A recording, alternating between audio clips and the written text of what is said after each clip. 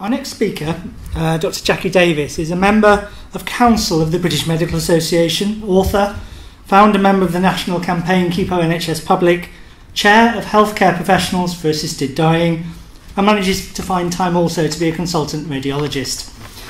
It's always a pleasure to hear Jacky speak with passion and conviction, and Jacky will now give us an update on assisted dying. 100 million people now have access to it. Why can't we?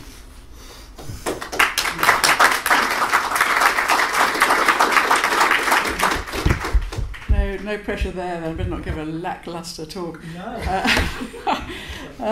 Thanks for inviting me today. I did manage to get lost between here and the station, so I don't know, you probably can't trust me very much at all. I'm just going to tell you a little bit about myself, because I think I probably represent the vast majority of doctors in this country. I didn't really know anything about this assisted dying, and somebody asked me at a BMA, my background is campaigning for the health service, as you will have understood from what Anthony said. Somebody asked me to second a motion about assisted dying at a BMA meeting several years ago, and I said I don't really do that ethical stuff because it's rather tricky. And something happened and I changed my mind about doing it, and I had to go away and think about it. And I did second the motion on the basis of, let's end medical paternalism and patronising patients. We lost, of course, because the hall on these days at the BMA is packed with people who don't want this to pass, and we can come back to that later.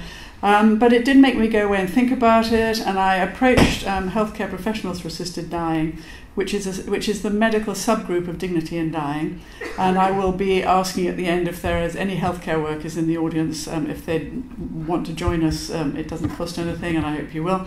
And I said, we really need to start dealing with the BMA on this, because until we deal with them, they're constantly quoted in any debates about this, we're never going to get anywhere. And so I became chair of Healthcare Professionals and Assisted Dying subsequent to that. And it's important to say this because people say, oh, that's why you got involved. I had two very bad deaths in my family. One of somebody who died of inoperable cancer and who spent their time really worrying about what their end was going to be like, an older person worried about loss of dignity and all the rest of it. And my brother, who has always said that you must use my story for your campaign, who had terminal cancer, been a fit man, saw this other relative dying, wanted to die, and ended up trying to hang himself and then throwing himself downstairs. So that you can read about in The Guardian. I wrote about it there. And it's not why I got involved in this to start with, but it does make me think that if I've had two very bad deaths in my family in recent history, there must be many, many bad deaths happening out there. And I don't believe the story that there aren't. Can I ask people how many people know anything about the assisted dying movement in this country, or the Oregon law or anything like that? Okay, that's some people, but not everybody. So I think what I'll do is just run over what we're campaigning for in this country, and then really what we're up against. What we're campaigning through Dignity in Dying, and I know Michael's going to argue against this later, so that'll be interesting, but what the Dignity in Dying campaigns for, and of course Healthcare Professionals for Assisted Dying as a subsidiary of that, is the Oregon law, which has been in place in Oregon now for over 20 years, and it's very specific and limited. It is for terminally ill people who are of a sound mind, so you can't be demented, and you have to be a fixed purpose. In other words, you can't ask for it and take it 5 minutes later. So terminally ill people of sound mind and fixed purpose. That's been running for 20 years in Oregon now, and the useful thing about having it running for 20 years in Oregon is that it's a very good model to point to. It's not that we are trying to do what nobody else has done. Somebody else has been doing it for 20 years. And because it's been a success there, it has been taken up in various other constituencies. There are a number of states in the US now, Colorado, Montana, Hawaii, Oregon, Vermont, Washington, and other states are definitely debating it. So it's a movement in the states. Canada has adopted something similar. Victoria State in Australia has. Other places are looking at it. And the title of my talk comes from the fact, if you sit down and do the sums, because California was a big step forward in terms of numbers, there are now about 100 million people in the world who have access to this form of assisted dying. And so it's no good well, the opponents of assisted dying can't accept this fact, but it's daft to go on saying that we can't do it because it's available to 100 million people. So I think we have to step beyond that and say, how can we deal with the opponents of it, and how can we even bypass the opponents of it, because it really needs to happen. In terms of the figures, we know through surveys that have been done that 82% of the general population in this country want legislation for assisted dying. And in that are 79% of people who claim to be religious and 86 or 89% of people who are disabled. So what's very interesting about it is that the opposition to assisted dying largely comes from the groups I've just mentioned and the medical profession. So the people who will oppose assisted dying the whole time are the leaders, religious leaders, with one or two exceptions, like Desmond Tutu and Lord Carey, I think, the leaders of the disabled organisations, and of course the leaders of the medical profession. And I sit on the council of the British Medical Association and the ethical committee of the British Medical Association, not because I particularly love those organisations, but because I don't think you can change things until you get inside organisations and fight from inside them. I stood originally for the British Medical Association, so I thought they were making a real hash of it over the Health and Social Care Bill, if anybody remembers that. But it's actually quite useful still to be in there to fight this other stuff, and of course the health problems haven't gone away. So to look at the various opposition groups, the religious leaders are very strong. The history of how they've tried to get legislation through in this country has been a long time ago. There was an attempt to get it through the House of Lords, but the recent history is, I think that was Lord Joffe. Lord Faulkner actually made a lot of progress with his bill. It got to a second reading in the House of Lords, and then it fell because there was a general election, and then you have to start all over again. And then, to everybody's surprise, there's this private members' bill where people go into a lottery and they can have... the chap who won it was a chap called Maris, and his passion was assisted dying. And so the Maris bill got put to Parliament, I suppose 2 or 3 years ago now. And I was involved in campaigning around that time, and I learnt a lot of things at that stage, particularly about MPs.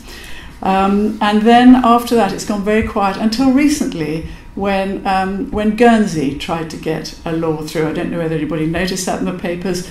So, oh great, okay, well you could tell us something about it. And that was interesting. I think the problem there, possibly we might hear, was that there wasn't too much forward planning, dignity and dying weren't involved. But the point about that is I think Jersey are going to have a go at it. It's now lapping at our shores, and once it starts lapping at the shores, then you can't get rid of it. And kind of on a very micro note, the Falkland Islands actually voted recently, kind of 3-2, that if assisted dying became available, they'd have some of it. Thank you very much. So it's always kind of, it's on the back burner all the time, and then it moves forward to the front burner from time to time, and we have to be ready for it.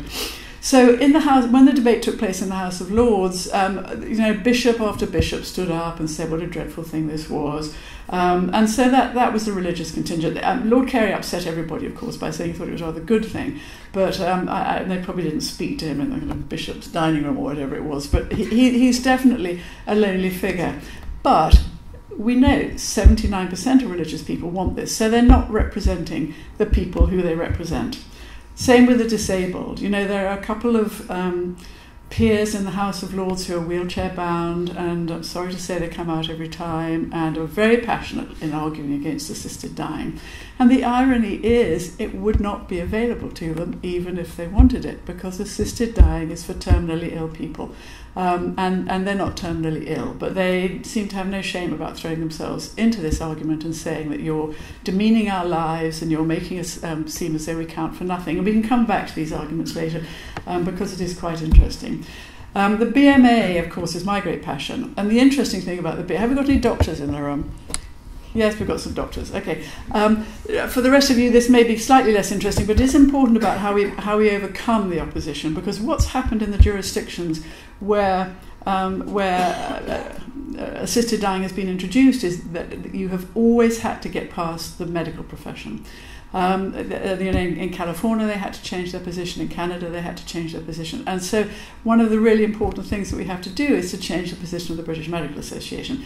Why does the British Medical Association have this position?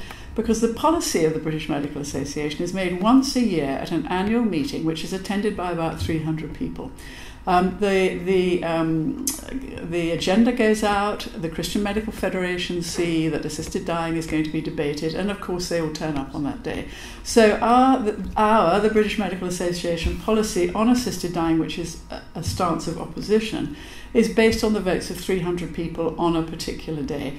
I, from my position on council, have called for the last decade for our members to be surveyed on this, because it would not be difficult in this day and age of the internet to actually know what our 150,000 members would like. But that they've never agreed to do that, and of course they won't agree to do it because they know damn well what the answer is going to be, that a lot of doctors either don't really know enough about it or have practical opposition to it. And I'll come back to how those doctors fall into the different groups. MPs are interesting. Somebody told me, and I didn't know whether this is true, that a disproportionate number of MPs actually have religious beliefs, and that's why they go into politics. And I would be interested to know if anybody can confirm that. But I had a rather salutary experience. I was asked to go to Gloucester by a Tory MP and debate with an anti-assisted dying person for his constituents before the vote on the Marriage Bill. And there was a big audience. It was a good audience like this, and clearly the audience were all very passionately for assisted dying. In fact, I was in the position I often find myself in. I was being attacked because they didn't think that our position on assisted dying went far enough.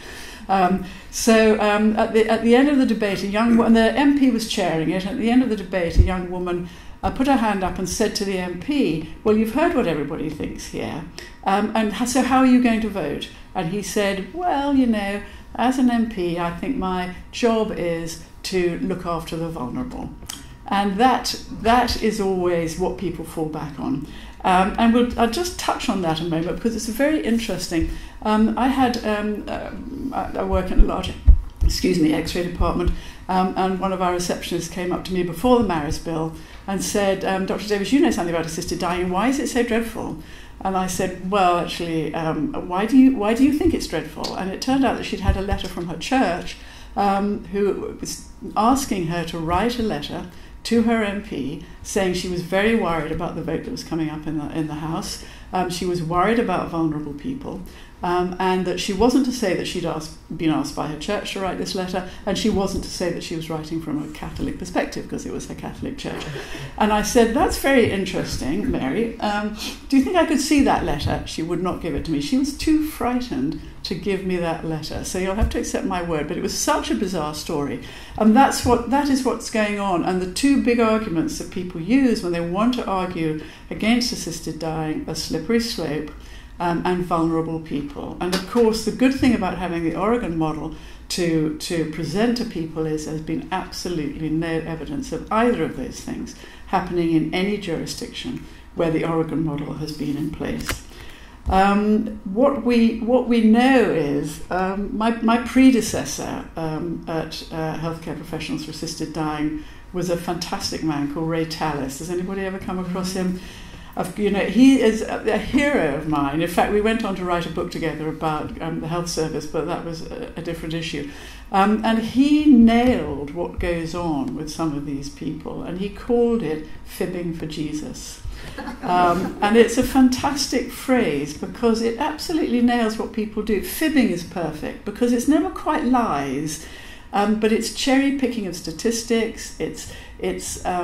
It's presenting things in a false light, and it's because people who have a religious background, who are very passionately, it's this category that you talked about, there's no arguing with them. You cannot argue because they know that God thinks this is wrong. But they also know that they can't present an argument that says God thinks this is wrong because nobody believes that stuff these days. So in front of their argument that God thinks this is wrong, which is what they really think, they put up these straw men, which is vulnerable patients and slippery slopes and suicide is their other big thing. We shouldn't encourage people to commit suicide. and I think I'm okay for time, so I will just address the suicide thing. I've done a lot of debating with a chap called Kevin Ewell. Has anybody come across him? Oh, yeah. Yeah, okay.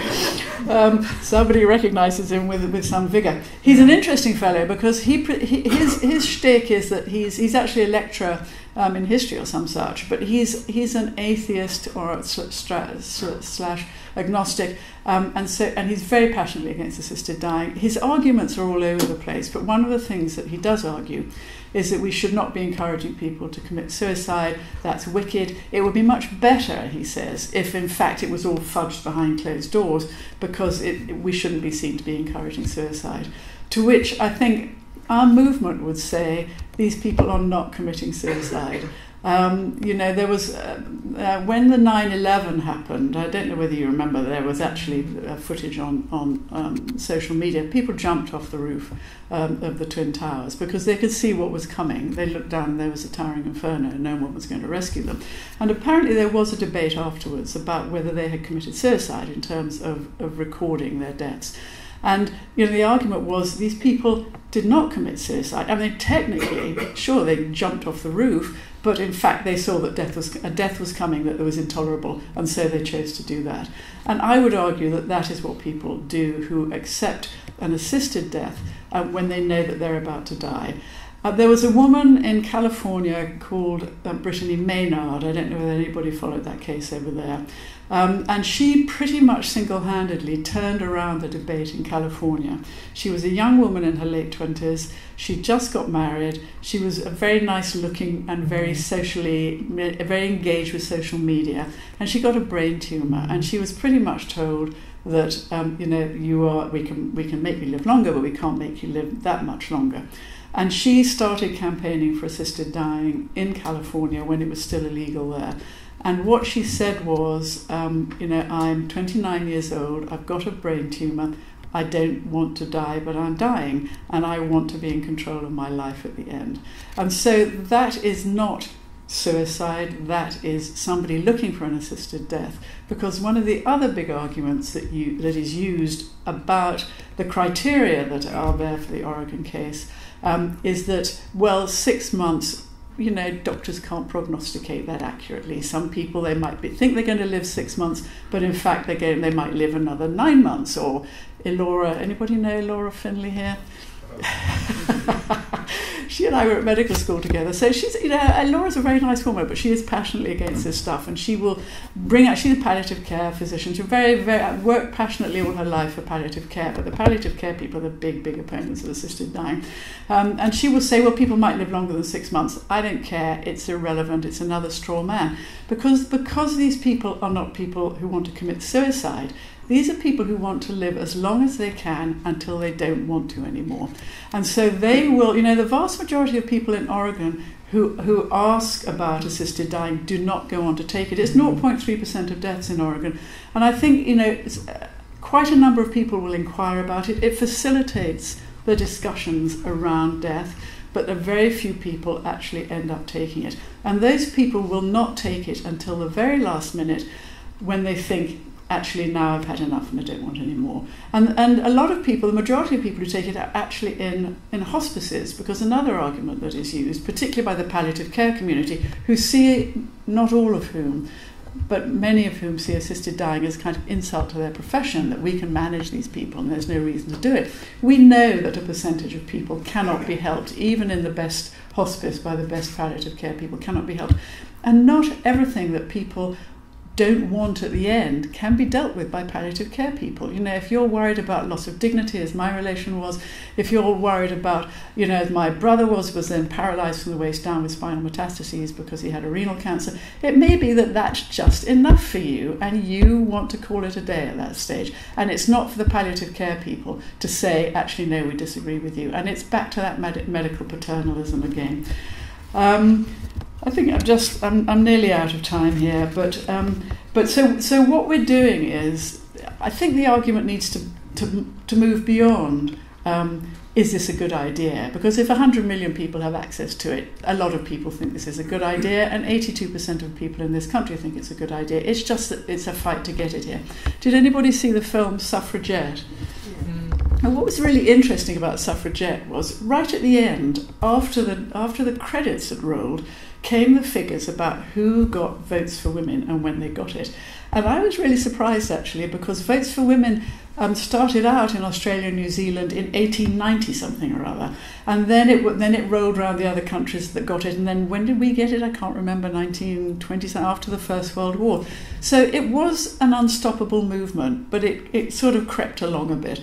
This is the same for me. I've done a lot of fighting for the health service. I don't know we're ever going to win that one, but we will win this one.